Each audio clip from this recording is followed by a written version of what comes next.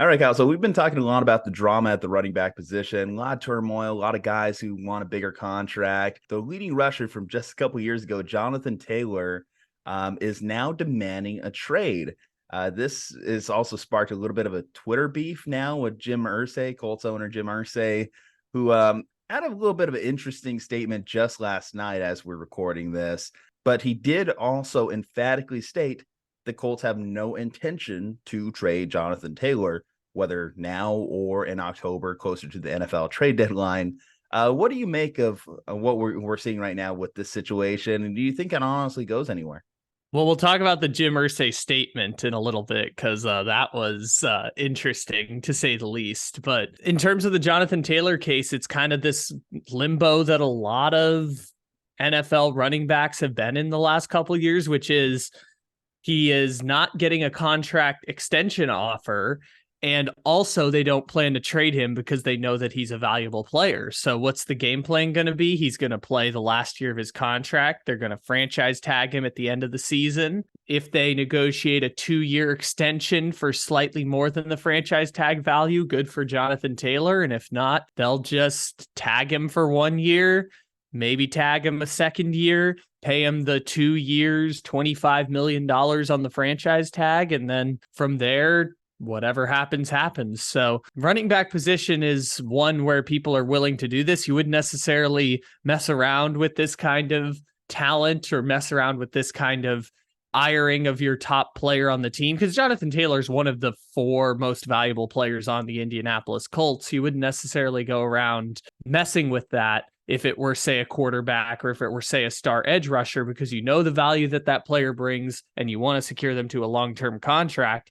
And so I guess the explanation for why the Colts are doing this strategy with Jonathan Taylor is because they can, and because 3 years from now, who knows what Jonathan Taylor's going to look like? Who knows what Jonathan Taylor's even going to look like this coming season playing for the Indianapolis Colts? So I guess the Colts are taking the wait and see approach instead of locking him up on a long-term contract that could look less valuable within maybe even 1 year, which sucks for Jonathan Taylor and is kind of just a perfect encapsulation of everything that's happening to the running back position.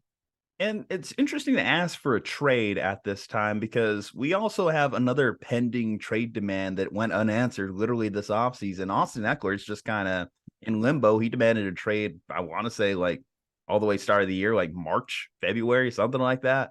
And obviously that's just been straight up ignored. Now, this one with, again, the ongoing drama that's going on social media between the Colts owner and Jonathan Taylor adds another dimension to it, because for the most part, the Eckler Chargers situation has remained pretty quiet. Like it's been in the background. We know Austin Eckler demanded a trade, but he hasn't really forced the issue. And we know, like, from monitoring like NBA trade situations, that really it just comes down to like how ugly does the star really want to make it. You know, if we have like a James Harden fat suit situation like we had in Houston, or any situation involving Kyrie Irving, usually the team is just like, okay, I'm just done with this guy. I'm ready to move on. Hey, if Jonathan Taylor wants to legitimately sit out training camps, sit out games, make it as uncomfortable for the Colts as possible, it's his right to do that. But the Colts also do have the leverage in the situation too, where they shouldn't feel the immediate need to trade him. The Colts this coming year too, like, I don't know exactly how good they expect themselves to really be. So I don't know if they're really going to force the issue with, you know, a rookie quarterback sitting on the bench and Gardner Minshew currently penned in to start, you know? So it's not like a win now situation where, like, if Jonathan Taylor does sit out games, they won't necessarily be as much in a panic as another team that right now would consider themselves playoff contenders.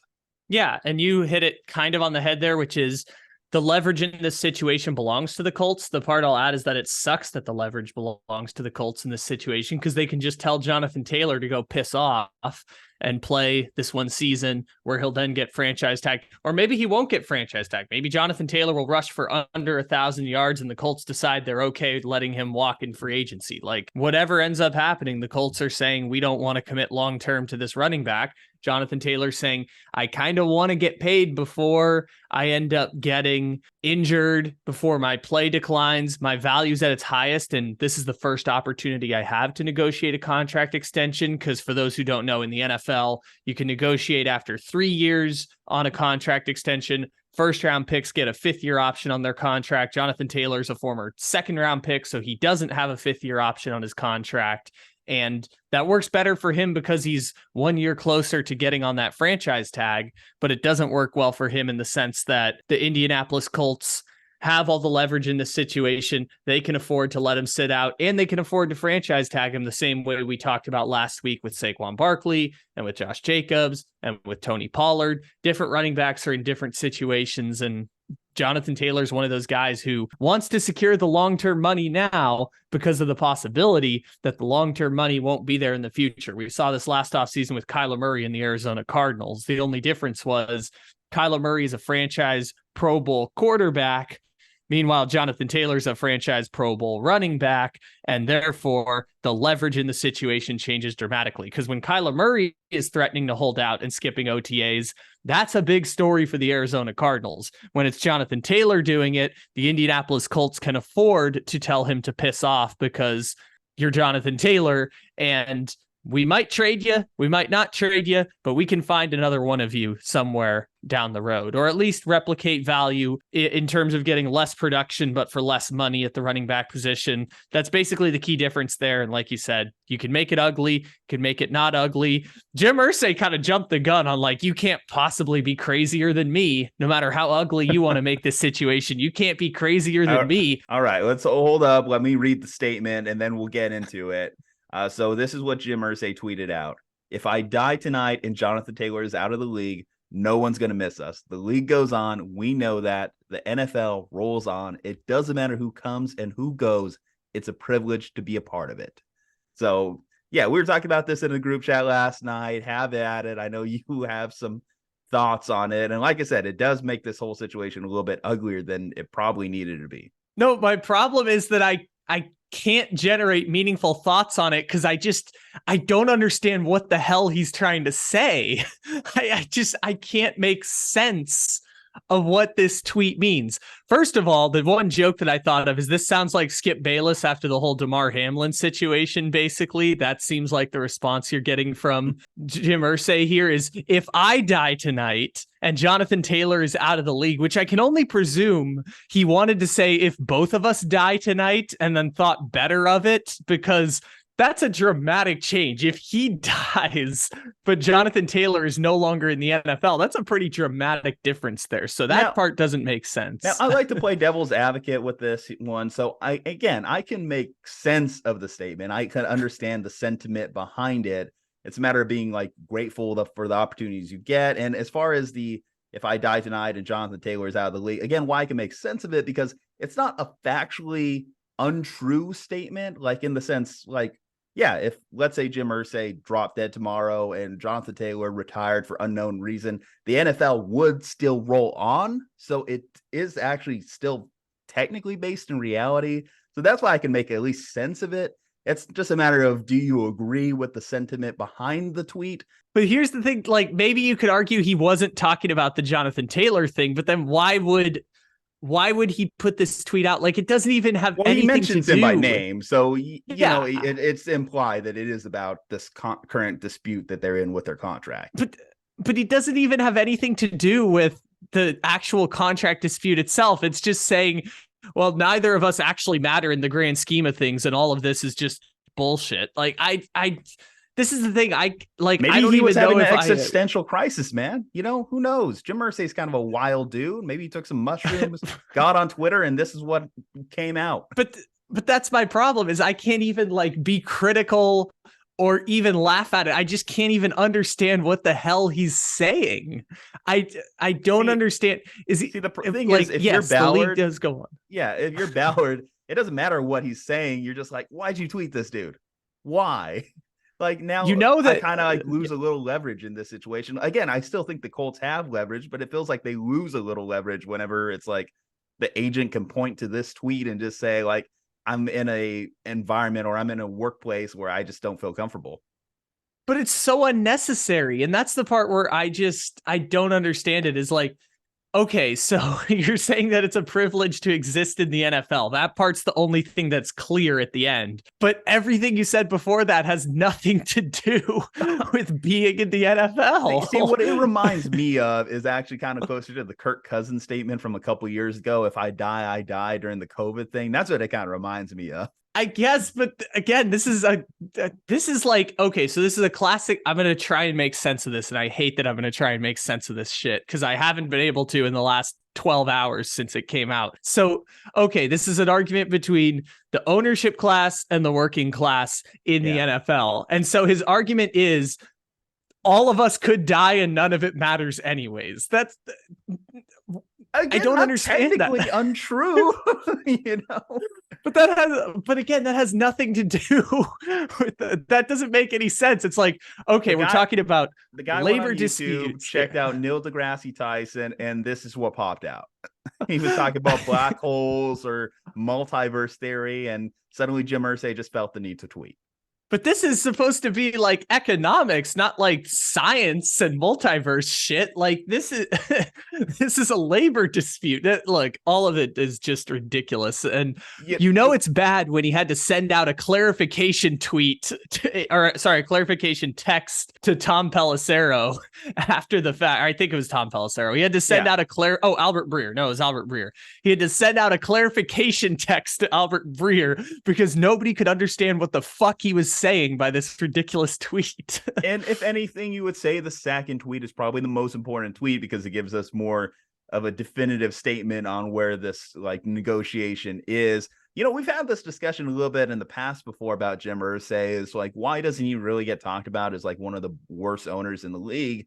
Because, obviously, you have Peyton Manning there, you have Andrew Luck for years, and ultimately you just walk away with the one title. And then we have the chaos that they currently have with the 5 quarterbacks, 6 quarterbacks, 6 years situation. He just seems very easy to change his mind on guys or sour on guys pretty quick. The fact that he so publicly disparaged Carson Wentz after that Week 18 game consistently, the guy's still talking about it. We talked about it in our Carson Wentz video about how Jim Irsay is still talking about Carson Wentz and can't get over it. So, it's like Jim Irsay is kind of like an underrated worst owner in the league as far as like where we rank him. I think when most people think about like bad owners, like obviously Dan Snyder, who's out of the league, or like Jerry Jones, who's very vocal, but Jim Irsay is just as vocal as Jerry Jones without necessarily the success, because you would still count what Jerry Jones did in the 90s, even though it was so long ago. Jim Irsay didn't start getting meddlesome until about like 5 years ago, I want to say. Like that was kind of the first time we started thinking of meddlesome Jim Irsay. And the reason we didn't think of him as a bad owner before is because, one, compared to his father, Bob Irsay, who was famously the guy who said he wasn't going to move the Baltimore Colts out of Baltimore and then drove them to Indianapolis in the middle of the night to avoid like the organization being seized by the state of Maryland as part of legal disputes. And then him just being an absolute kook and the Colts being misran for years, building a field with AstroTurf that just destroyed people's knees. Like compared to his father, Jim Irsay is a good owner, but that's again a low bar to hit because his father used to be one of the worst owners in the NFL. And like you said, they won a Super Bowl with Peyton Manning. They were one of the 2 best teams in the NFL during the second boom or the second wave of the NFL, which is the Tom Brady, Peyton Manning era of the 2000s, which is when football goes from being America's most popular sport to being the king sport in America because of those Tom Brady, Peyton Manning battles and everything the league did with Drew Brees and Roethlisberger. And I think that's what the reputation preceded himself. That's why I know like Colts fans in New Mexico. Why would a NFL fan in New Mexico be a Colts fan? Only because of that like early 2000s, mid 2000s success of the Indianapolis Colts, driven by Peyton Manning. But like, if you've been a Colts fan in recent history, it hasn't been as fun. In fact, it's been one of the more chaotic fanhoods in recent memory. I mean, maybe you've had a couple playoff runs mixed in there, but now you're really on the downslide, the backslide of that. I mean, having to see Matt Ryan just out there last year had to just really steal your heart away from you. Yeah, and the Colts are in this interesting position because organizationally, Jim Irsay still regarded as one of the better owners in the NFL. The thing that kind of changed the last couple of years is he didn't fully trust the people who he had hired to be in the coaching positions or even the general manager position. I know Ballard's still there, but he got meddlesome after Frank Reich pounded his fists on the table for Carson Wentz. And I felt like that was kind of the turning point where Irsay's like, this guy's a moron. I'm going to get involved in personnel decisions, and I'm going to get involved here, and I'm going to tweet out, should we draft a quarterback in the second round, despite the fact that we just drafted Anthony Richardson at the top of the draft? And yeah, I mean, Jim Irsay's a complicated fellow, I would say. He's also been through a whole bunch of scandal in his time as ownership. You joked about the psychedelics thing. He got busted for having a bunch of pills in his car and got busted for alcohol. Had to go through like alcohol rehabilitation program with the league. Jim Irsay's been through some of that stuff publicly as well. So I'll put it to you this he's way. more brash on it. If we were to have a bad owners draft right now, how far down would we get before we got to Jim Irsay? I'll start. Mark Davis.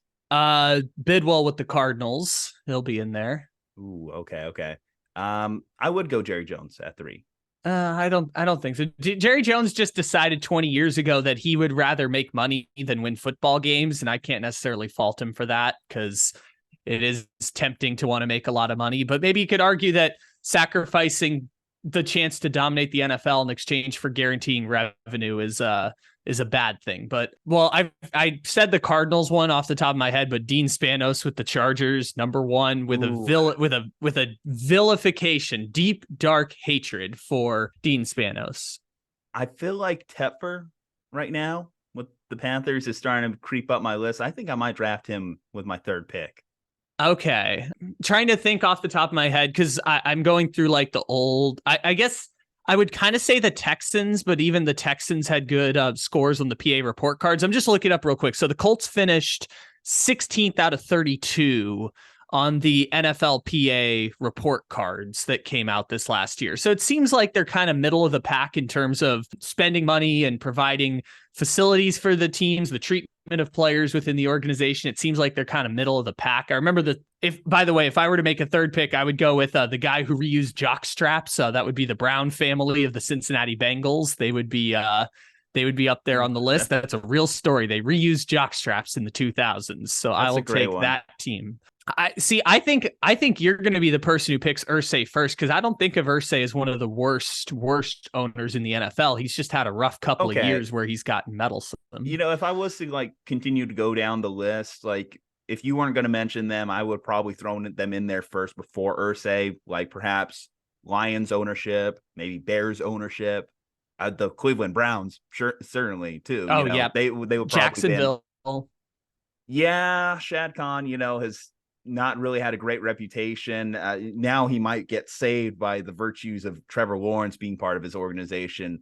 But aside from that, like hasn't been smooth sailings. And even if you look at like his soccer team, who's constantly getting relegated too, like the cons too. So, okay, maybe, we're exaggerating a bit. Maybe he's not in the top 10. Well, we just listed really 10. Think about, so yeah, like those are probably the 10 right there. This actually might be a fun conversation to revisit. But ultimately, what do you think of how this thing shakes out? Is Jonathan Taylor still a Colt in the 2023 season? Yeah, it comes down to how ugly Jonathan Taylor wants to make it. And even if he makes it ugly, I don't think Jonathan Taylor has the support to be able to make it ugly. Support from the organization that they want to commit to him long term. And this is just a contract dispute. Because remember when it was Dak Prescott, they went through the franchise tag, but Jerry Jones said the whole way through, we are going to extend Dak. We are going to extend Dak. We're going to extend Dak. And then he broke his leg and they still extended Dak Prescott. So like, this is not a situation like that where he has the support of the organization. I don't know if he has the support of the locker room with the Colts, just because I haven't heard any of the people talk about the contract dispute, whether it's leaders in the locker room or Quentin Nelson or star players. I just haven't heard anyone talk about it. And then he doesn't really have public support either, because everyone's looking at the running back negotiations and seeing all the running backs who are pissed off about how things are working out. And I see a lot of people saying it's messed up, but I don't see a whole lot of people who would be backing Josh Jacobs, who's about to hold out from the Raiders right now. They'd be like, how are you going to turn down $11 million and all that stuff? So I don't think we just saw Saquon cave, in a world where Saquon just caved, and I think Saquon is a better player than Jonathan Taylor, I can't see Jonathan Taylor winning this. The thing that I've said consistently, instead of like semantics of running backs, is like Josh Jacobs, Saquon Barkley, Jonathan Taylor, and Austin Eckler, and even throwing Tony Pollard. We'll throw Tony Pollard in here too. That's 5 of the 10 best running backs in the NFL, maybe even 5 of the 8 best running backs in the NFL at this point. That's a pretty significant group of your best players at the position who are all not going to get extended on contracts. So I don't think Jonathan Taylor has the organizational support to hold out, which I know sounds ironic when you're talking about holding out and fighting against your organization, but he's really fighting against, a contract dispute. It's not really the organization's fault. It's more the contract dispute that's going on. He doesn't have the organizational support. I don't know if he has the locker room support to pull something that gets ugly. And I don't know if he has public support from Colts fans or just NFL fans at large, because NFL fans lean pro management more than they lean pro labor. So I don't think Jonathan Taylor is going to be able to pull this one off. And similar to Austin Eckler, I think he's going to have to be quietly unhappy going into next season, waiting for the season to end, and either he plays well enough to get a 1-year franchise tag with the Colts, or he doesn't play well enough and he has to settle for what Miles Sanders got with the Carolina Panthers potentially, which is $20 million to go play for a crappy football team. It's funny in that bad owners draft. Like, if you asked me 5 years ago, I might have thrown in Jed York. Might have thrown him under the bus. I think that's totally fair. I didn't even mention the Texans guy who, Cal McNair, the son of Bob McNair, who was a terrible owner, who literally had a team pastor running his football team for the last 3 years. So the Texans, the Cardinals, I mean, we listed 11 off the bat right there that are probably worse than Jim Irsay. And I think the NFLPA report cards kind of support the fact Jim Irsay is kind of like right in the middle. He's not a great owner. Though. If we start getting into the 10 quarterbacks in 10 years category, then, I think we might have to revise that list. But all right. Well, hey, let's leave it up to the viewers in the comments section. Let us know, how do you see this Jonathan Taylor situation shaking out? Like to hear your thoughts. Leave a like on the video, subscribe to the channel, follow us on our social medias. From Juju and Kyle, stay safe, happy, and healthy. We will see you next time.